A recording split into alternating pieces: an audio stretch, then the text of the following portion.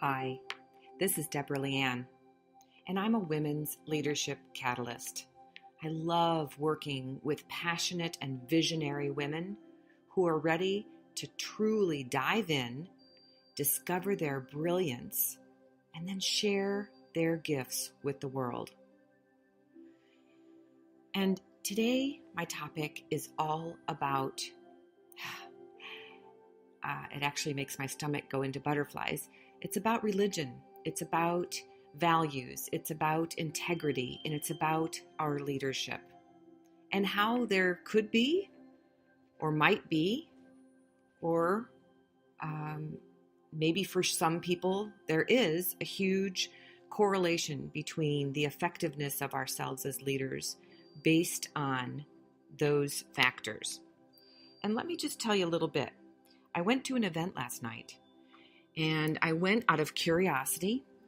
I knew there would be some powerful people in the room, and I also wanted to educate myself. So the promise was I was going to go and listen more than speak. And I wish I would have listened to my own guidance around that. Because that's not what I did.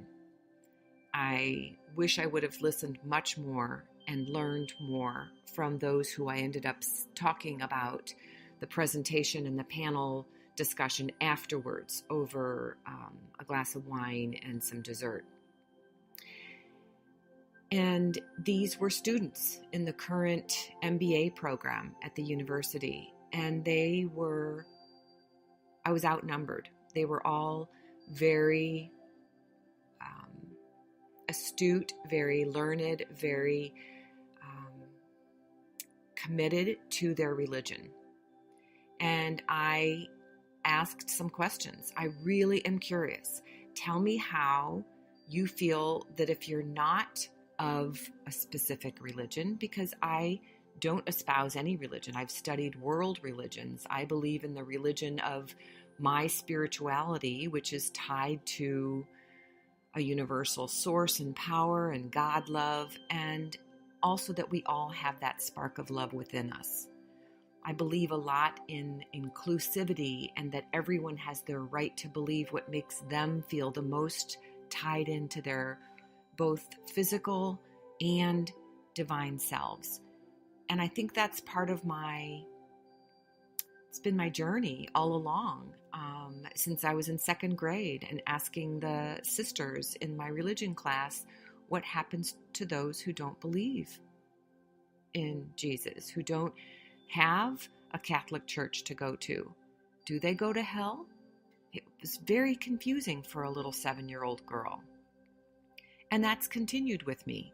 Knowing everybody I knew all the way through high school just about was Catholic. And then going away to college where I was the minority. And there were a lot of Christians there, but Catholicism was not the most popular religion. That opened my eyes. And then getting into the workforce and seeing and meeting people from all different backgrounds and cultures and religions, and living abroad. Traveling and living abroad has taught me so much. So I bring to this I believe, a wide view of the people that I walk this planet with. And I'm not judgmental I guess I am somewhat, because it was mirrored back to me last night. And what I kept feeling was that I needed to prove myself as a non-religious person. And I didn't like that feeling at all. It shook me to my core, because I've always been so outspoken and clear that I am compassionate and a humanitarian and an activist, and always wanting to bring everyone to an equal playing field, whether they be people of color or women or people with disabilities or coming out of prison or suffering with mental illness. I believe everyone has a God spark within them that deserves an opportunity to be seen and heard and valued, and that their gifts are needed in our world. They're not to be shunned. and I felt shunned last night.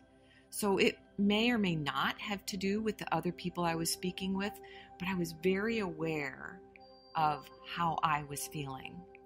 And I kept thinking, okay, I'm going to open my heart wider and try to understand.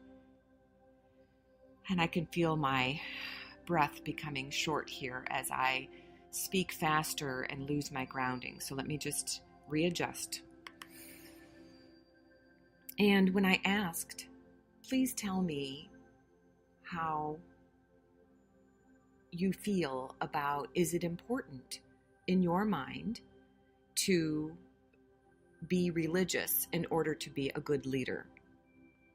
And the feedback that I got was yes, and that I am at a disadvantage by not having a religious foundation, which I didn't disagree with them. I feel like I do have a religious foundation. I was brought up in the Catholic faith and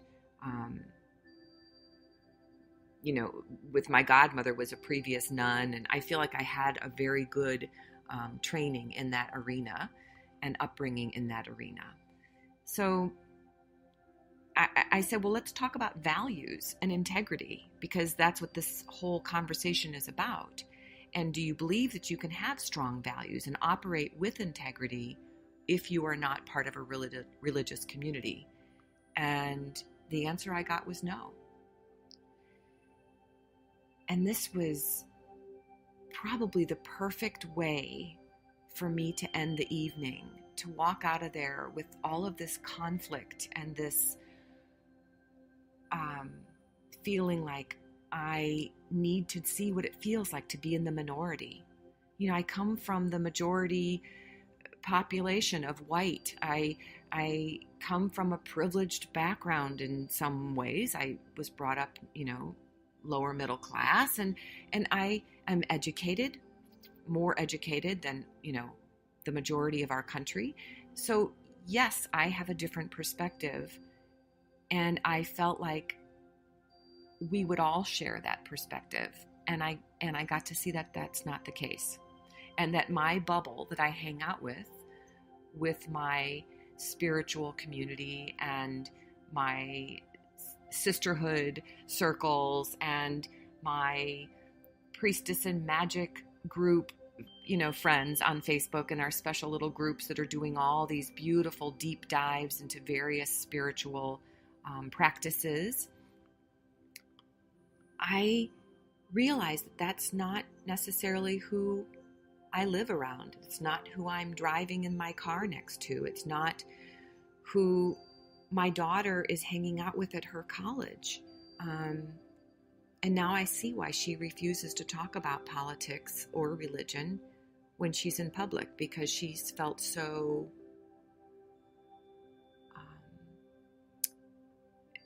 outnumbered in her 5 years of school.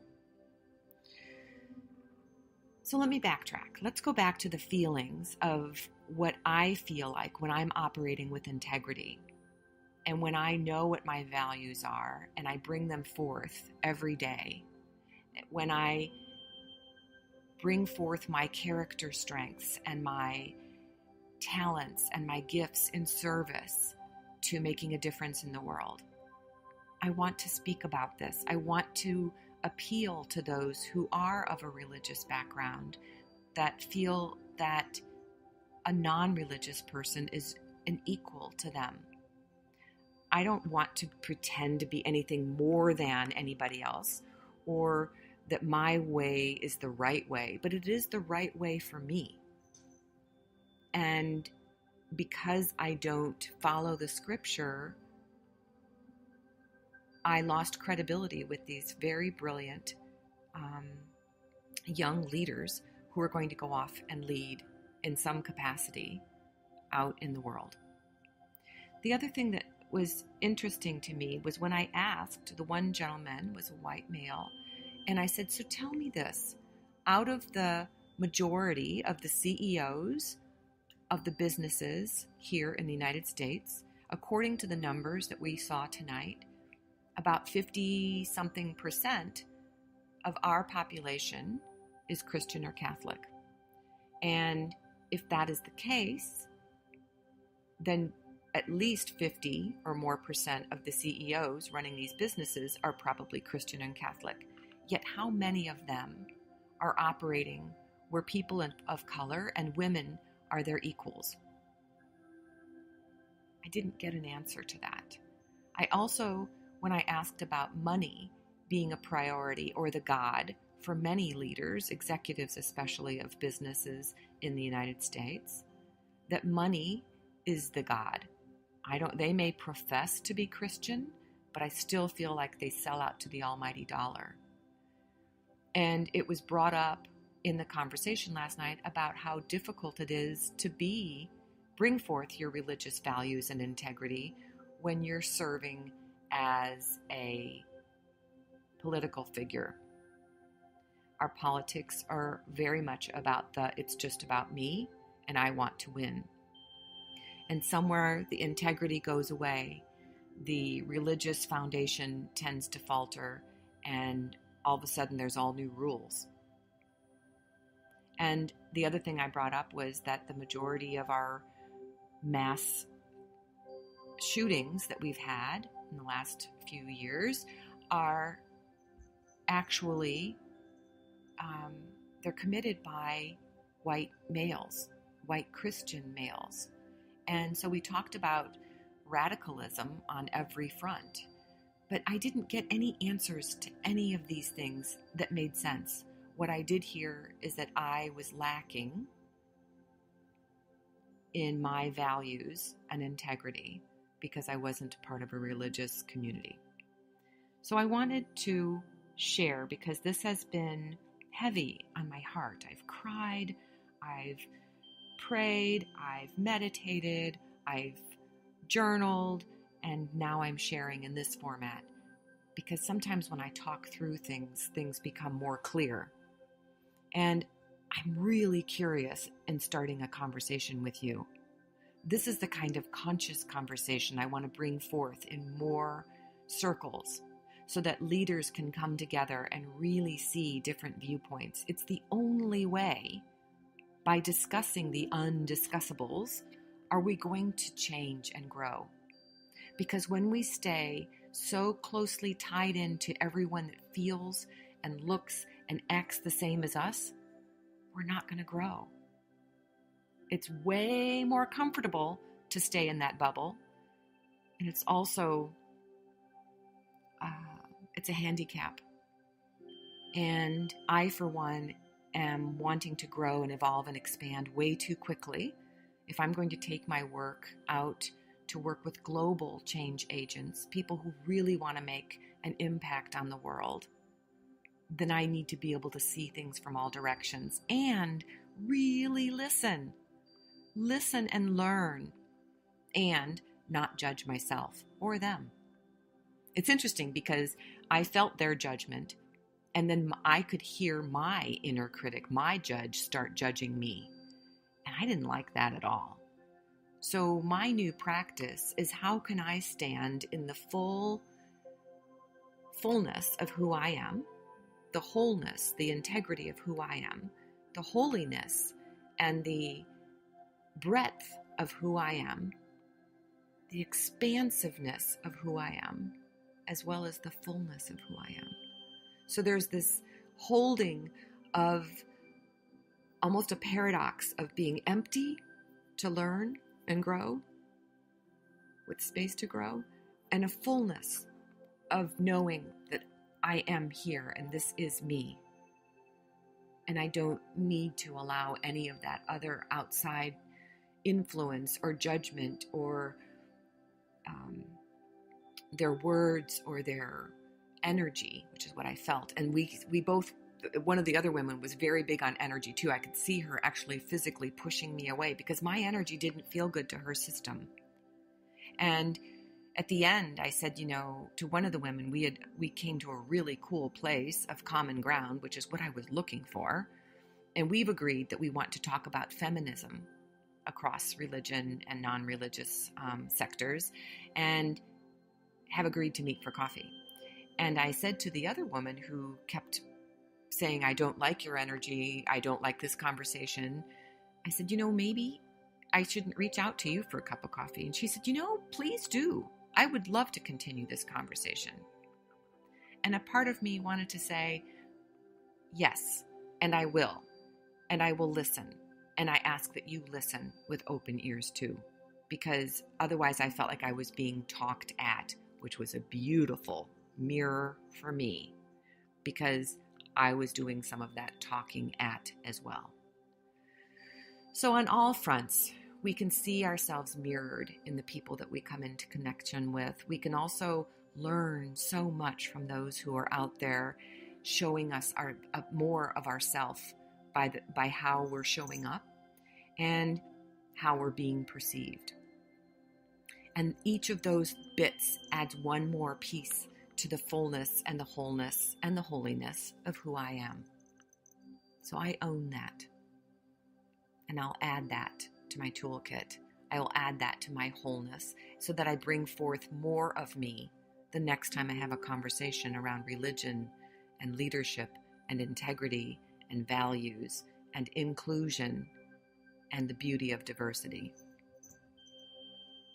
And with that note, I'm going to leave you with that question of where do you shrink back from being in conversation with those who are different?